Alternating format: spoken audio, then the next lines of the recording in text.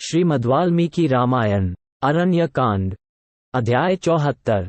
श्रीराम और लक्ष्मण का पंपा सरोवर के तट पर मतंगवन में शबरी के आश्रम पर जाना, शबरी का अपने शरीर की आहुति दे दिव्यधाम को प्रस्थान करना।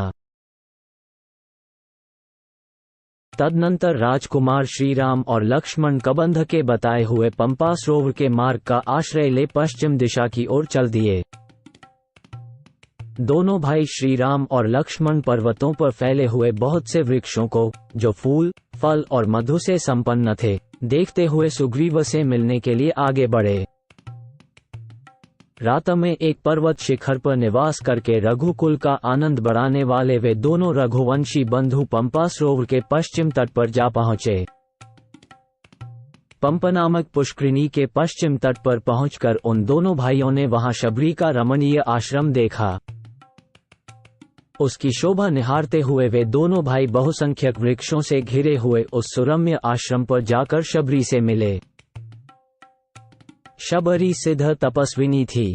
उन दोनों भाइयों को आश्रम पर आया देख वह हाथ जोड़कर खड़ी हो गई तथा उसने बुद्धिमान श्रीराम और लक्ष्मण के चरणों में प्रणाम किया। फिर पाद्य, अर्घ्य और आचमनीय आदि सब सामग्री समर्पित की और विधिवत उनका सत्कार किया।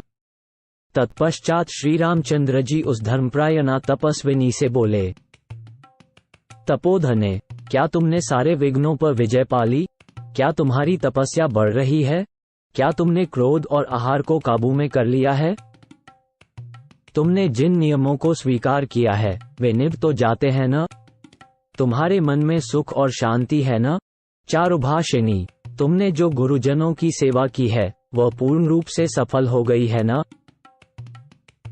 श्री रामचंद्र जी के इस प्रकार पूछने पर वह सिद्ध तपस्विनी बूढ़ी शबरी, जो सिद्धों के द्वारा सम्मानित थी, उनके सामने खड़ी होकर बोली, रघुनंदना, आज आपका दर्शन मिलने से ही मुझे अपनी तपस्या में सिद्धि प्राप्त हुई है। आज मेरा जन्म सफल हुआ और गुरुजनों की उत्तम पूजा भी सार्थक हो गई। पुरुष प्रवर श्री राम, आप देवेश्वर का यहाँ सत्कार हुआ, इससे मेरी तपस्या सफल हो गई और अब मुझे आपके दिव्य धाम की प्राप्ति भी होगी ही। सौम्य, मानद, आपकी सौम्य दृष्टि पड़ने से मैं परम पवित्र हो गई। शत्रुघ्न, आपके प्रसाद से ही अब मैं अक्षय लोकों में जाऊंगी।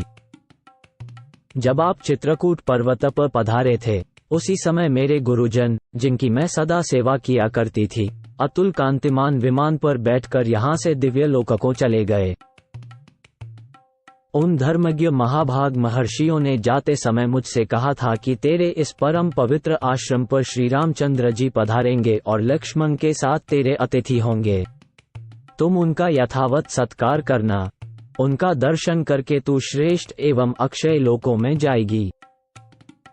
पुरुष प्रवर, उन महाभाग महात्माओं ने मुझसे उस समय ऐसी बात कही थी। अतः पुरुष सिंह, मैंने आपके लिए पंपा तट पर उत्पन्न होने वाले नाना प्रकार के जंगली फलमूलों का संचय किया है। शबरी, जाति से वर्णबाह्य होने पर भी विज्ञान में बहिष्कृत नहीं थी, उसे परमात्मा के तत्व का नित्य ज्ञान प्राप्त था।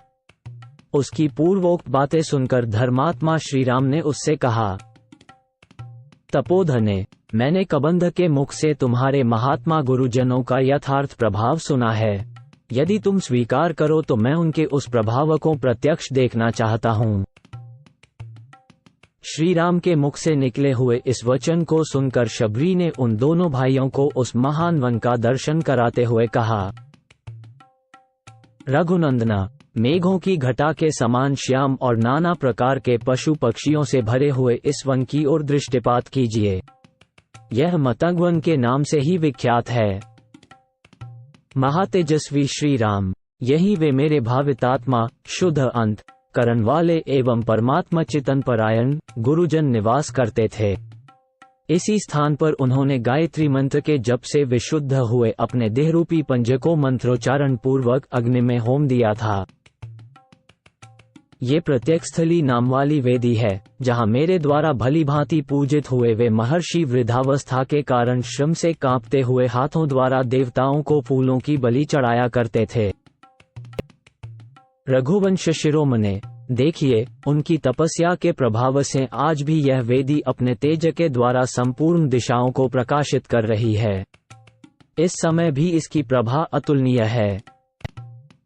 उपवास करने से दुर्बल होने के कारण जब वे चलने फिरने में असमर्थ हो गए, तब उनके चिंतन मात्र से वहां 7 समुद्रों का जल प्रकट हो गया। वो सप्तसागर तीर्थ आज भी मौजूद है।